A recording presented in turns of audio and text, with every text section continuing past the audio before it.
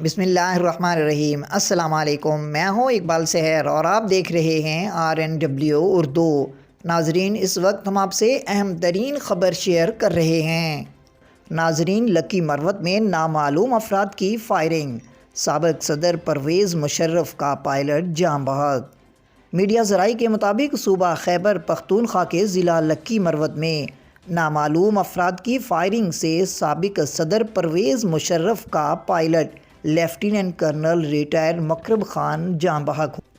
Media ذرائع کے مطابق سابق صدر جنرل پرویز مشرف کے پائلٹ لیفٹیننٹ کرنل ریٹائرڈ مکرم خان کو لکی مروت کے محلہ خیدات خیل میں اپنے حجرے میں فائرنگ کر کے قتل کر دیا گیا۔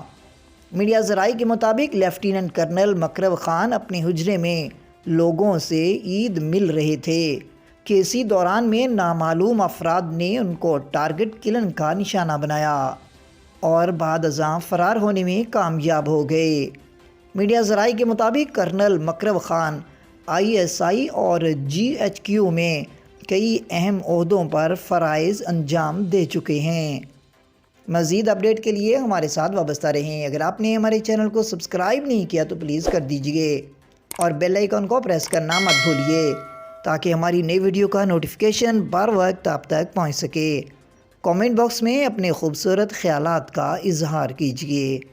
اللہ حافظ۔